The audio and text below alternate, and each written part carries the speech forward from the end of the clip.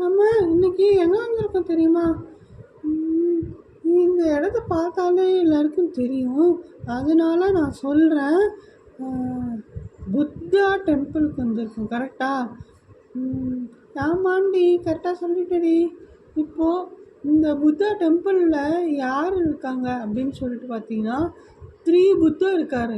So ஒரு புத்தா வந்து பார்த்தீங்கன்னா ரொம்பவும் பெருசாகவும் ஆக்ஷன் புத்தாவாகவும் இருக்காங்க. அண்ட் இன்னொரு புத்தா பார்த்தீங்கன்னா க்ரீன் கலர் புத்தா மெடிடேஷன் ஸ்டேஜில் இருக்கார். அதுக்கப்புறமா ஒரு குட்டி புத்தா காமா பெரிய புத்தா மாதிரியே இருக்கார். இந்த டெம்பிள்குள்ளே வந்தாலே ரொம்ப ஒரு மன நிம்மதி வருதுல்ல? ஆமாண்டி, இந்த டெம்பிளையே இப்படி தான். இங்கே தான் எல்லாருமே மெடிடேஷன் பண்ண வருவாங்கன்னு நான் கேள்விப்பட்டிருக்கேன். இங்கே வந்தால் ரொம்பவுமே காமாக இருக்கும். நம்மளும் மெடிடேஷன் பண்ணுவோமா? ஏய், எனக்கு மெடிடேஷனே பண்ண தெரியாது. உங்கள் அம்மா அப்பாலாம் கிளாஸுக்கெல்லாம் போயிருக்காங்க, அவங்க பண்ணுறாங்க. இந்த பார்த்து நீயும் பண்ணுவ, ஆனால் எனக்கு எப்படி தெரியும்? ஏய், அது ரொம்ப சிம்பிள்டி. ஒன்றும் இல்லை. நம்ம கண்ணை மூடி கால் ரெண்டையும் சமணக்கால் மாதிரி போட்டுக்கலாம். இல்லை சேரில் உட்காந்துருந்தோம்னா சேரில் மடக்கி வச்சுக்கலாம். இல்லை காலை தொங்க போட்டுக்கலாம். தொங்க போட்டுக்கிட்டு ஒரு பொசிஷனில் செட் ஆகிட்டு நம்ம என்ன பிடிக்குமோ இல்லைனா என்ன வேணுமோ இல்லைனா எதையுமே நினைக்காம அப்படி இருக்கிறது தாண்டி மெடிடேஷன். இதை நம்ம ஃபோக்கஸ்டாக பண்ணும்போது இந்த மெடிடேஷன் லெவல் இன்க்ரீஸ் ஆகிக்கிட்டே போகும். இதை தான் எல்லாருமே பண்ணுறாங்க. அப்படியா? அப்போது அதுக்கு கிளாஸெல்லாம் போக வேணாமா? கிளாஸுக்கு அப்படி நம்ம மெடிடேஷன் பண்ணும்போது என்ன ஆகும்னா மக்களுக்கு ஒரு நல்லது நடக்கும். மக்கள்னா யார்? இந்த இடத்துல யார் இந்த மெடிடேஷன் செய்கிறாங்களோ அவங்கெல்லாம் இங்கே மக்கள்னு சொல்கிறோம்.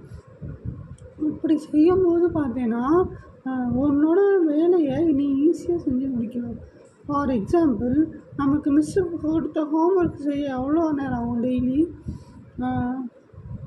டெய்லி ஒரு 5 to 10 minutes. ஏய், ஒழுங்காக சொல்லுடி, ஏன்டி இப்படி சொல்கிற? ஏய் இல்லைடி, 5 to 10 minutes கூட ஒரு சில நாள் ஆகும். என்ன ஹோம்ஒர்க் அப்படி பண்ண? கூகுள்லேருந்து காவி பண்ணுறது. ஏய் அப்படி இல்லைடி, காவி பண்ணுறது அவன் எழுதணும்ல. நீ திருப்பி மொத்தமாக சேர்த்து எவ்வளோ நேரம் ஆகும்? மொத்தமாக ஒரு ½ hour 1 hour 2 hours கூட சில சமயம் ஆகும்டி.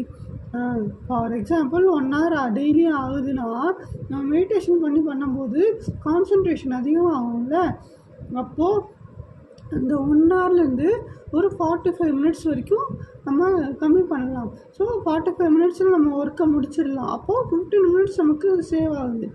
இது 1 hourக்கு. இதே மாதிரி நம்ம ஒரு 5 hours பண்ணும்போது பார்த்திங்கன்னா எக்ஸ்ட்ரா ஒரு 1.5 hours கிட்ட கிடைக்கிது. அப்படி பண்ணால் இந்த 1.5 hours நம்ம எக்ஸ்ட்ரா ஒர்க் செய்ய முடியும். அதுதான் இந்த மெடிடேஷனோட அட்வான்டேஜ். ஏய் ஆமாண்டி, அப்போ நம்மளும் இப்போ மெடிடேஷன் செய்யலாமா? செய்யலாம். ஆனால் இது புத்தா டெம்பிள்னால எல்லாருமே செய்வாங்க. ஸோ எனர்ஜி இன்னுமே அதிகமாக இருக்கும். ஆமாண்டி, இந்த புத்தர் வந்து ஆக்ஷன் டாயில் அவர் தலையை நல்லா பாரு எப்படி ஆட்டுவாருன்னு. ஆமாண்டி, நானும் அந்த எல்லாமே கேட்கணும்னு நினச்சேன்டி. இவர் சூப்பராக தலையை ஆட்டிகிட்டே இருக்கார். ஆனால் மற்ற 2 ஸ்டாச்சுவுமே ரொம்ப க்யூட்டாக இருக்குது. பட் ஆக்ஷனாக இருந்தால் இன்னும் நல்லா இருக்கும்ல. இதெல்லாமே ஓல்டு ஸ்டாச்சுடி. இது புதுசாக இப்போ தான் கட்டியிருக்காங்க. அதுவும் பெருசாக கட்டியிருக்கிறதுனால நமக்கு நல்லா தெரியுது. அண்ட் இது மக்களை ஈர்க்கிறதுக்காக தான் கட்டியிருக்காங்க. யூஸ்வலாக ஃபஸ்ட்டு இந்த குட்டி புத்த ஸ்டாச்சு சைஸில் தான் அவங்க கட்டியிருந்தாங்க. ஆனால் அதுக்கப்புறமா நிறையா பேர் வர்றதுனால இங்கே பச்சை கலர் ஸ்டாச்சு கட்டினாங்க. ஆமாண்டி, இந்த பச்சை கலர் ஸ்டாச்சுவை பற்றி எனக்கு கொஞ்சம் சொல்லு. இது மரகதம்ன்ற ஒரு மெட்டீரியலால் செஞ்சதுடி. அதனால இது ரொம்ப பவர்ஃபுல். எனர்ஜியெல்லாம் ஈஸியாக அட்ராக்ட் ஆகும். அதனாலேயே இதுக்கு காலையில் மதியம் நைட்டுன்னு சொல்லிட்டு 3 வேளையும் பூஜை செய்வாங்கடி. பூஜைலாம் என்னடி செய்வாங்க? எப்படி செய்வாங்க? அபிஷேகம் மாதிரி பண்ணுவாங்களாடி? ஆமாண்டி, அபிஷேகம் பண்ணுவாங்க, பூஜையும் பண்ணுவாங்க. பூஜை பண்ண இந்த ஸ்டாச்சுவில் இருக்க எனர்ஜிஸ் எல்லாமே நம்ம இப்போ இதை நினச்சி அட்ராக்ட் பண்ணுறோம்ல. அப்போ அந்த எனர்ஜி வந்து இந்த ஸ்டாச்சுவில் இருக்குமா, அதை ஈஸியாக கிளென்ஸ் பண்ணிடும், சுத்தமாக்கிடும் இந்த அபிஷேகம்லாம் பண்ணுறதுனால. அப்புறமா திருப்பியுமே அது ஈஸியாக எனர்ஜி அட்ராக்ட் பண்ணும். இப்படி பண்ணி பண்ணி இருக்கிறதுனால இது எனர்ஜியை ஈஸியாக அட்ராக்ட் பண்ணுற ஒரு மிஷினாகவே மாறிடும். அப்போது நம்மளும் அதனால தான் டெய்லி குளிக்கிறோமா? ஏய் ஏன் அண்ணடி ஆமாண்டி அது தெரியாது அவனுக்கு. நான் நினச்சேன் கபடிக்காமல் இருக்குமே அதுக்காக தானே. அதுவும் ஒரு விஷயந்தான். ஆனால் அதில் உண்மையான அர்த்தம் என்னென்னா, டெய்லி நல்லா ஃப்ரெஷ் வாட்டரில் நம்ம குளிக்கும்போது நம்ம பாடி எல்லாமே எனர்ஜி ரீஜெனரேட் ஆகும். அப்படி ஆச்சுன்னா நம்மளால் ஈஸியாக வேலையெல்லாம் செய்ய முடியும். ஆமாண்டி நீ எப்போவுமே இந்த மாதிரி நல்ல விஷயங்கள்லாம் நிறைய சொல்கிற, எங்கேருந்து என்ன கற்றுப்பேன்? இதெல்லாம் எங்கள் அம்மா அப்பா சொல்லி கொடுத்ததுடி. அதனால தான் நான் உனக்கு சொல்ல முடியுது. நான் உன் ஃப்ரெண்டாக இருக்கிறது எனக்கு தான் ரொம்ப நல்லதுன்னு நினைக்கிறேன். ரொம்பவுமே ஹெல்ப்ஃபுல்லான விஷயம் நிறைய இது வரைக்கும் சொல்லியிருக்கேன். இப்போ சொன்ன இன்ஃபர்மேஷன் ரொம்ப நல்லா இருந்துச்சு. சரி வா நம்ம மெடிடேஷன் பண்ணலாமா? என்ன மெடிடேஷன் பண்ணணும், எப்படி பண்ணணும்? அதை தான் நான் ஃபஸ்ட்டே சொன்னேன் இல்லடி. மெடிடேஷன் பண்ணணும்னா நம்ம மைண்டை ஃபோக்கஸ்டாக வச்சுக்கணும். அப்படி ஃபோக்கஸ்டாக நம்மளால் வைக்க முடியாது. ஸ்டார்டிங்லேயே நிறைய விஷயம் மாறும். அதனால என்ன பண்ணணும்னா நம்ம ஓம் சொல்லிக்கிட்டே இருக்கணும். அதாவது 108 டைம்ஸ் ஓம் சொன்னால் ரொம்ப நல்லது. முடியலையா 54 டைம்ஸ் சொல்லணும். அதுவும் முடியலையா 21 டைம்ஸ் சொல்லணும். அதுவும் முடியலையா 3 டைம்ஸாவது சொல்லணும். சொல்லும்போது நம்ம கான்சன்ட்ரேஷன் ஒரே இதாக இருக்கும்.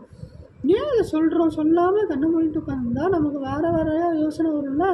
அதெல்லாம் ஸ்டாப் பண்ணுறதுக்கு நம்ம ஓம்ன்ற மந்திரத்தை லிசன் பண்ணிக்கிட்டே இருப்போம்.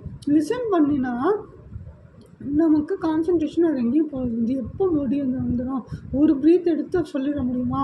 2வது ப்ரீத்தில் சொல்ல முடியுமா? எவ்வளோ லாங்காக வருது? இது மாதிரி நம்ம கான்சன்ட்ரேஷன்லாம் இதில் தான் இருக்குமே தவிர்த்து எந்த ஒரு விஷயத்துலையும் இருக்காதா?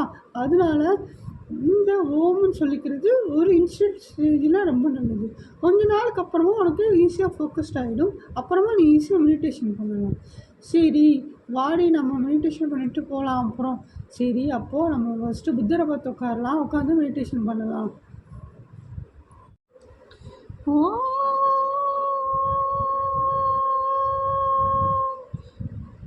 மேலே இடிக்காதடி. இப்படிலாம் பண்ணக்கூடாது. மெடிடேஷன் பண்ணும்போது ஓம் சொன்னால் ஓம் மட்டும் சொல்லிகிட்டே இருடி. வேறு யாராவது டைவெர்ட் பண்ணாங்களா? நீ அதை டைவெர்ட் ஆகாத. மைண்டுக்குள்ளேயே ஓம் சொல்லு. ரொம்ப சத்தமாக சொன்னேன்னா அப்பாமா எல்லாருக்கும் டிஸ்டர்ப் ஆகும். அதனால மைண்டுக்குள்ளேயே சொல்லிக்கணும். நீ வீட்டில் வேணால் சத்தமாக சொல்லிக்கலாம். சரிடி மைண்டுக்குள்ளேயே சொல்லிக்கிறேன்.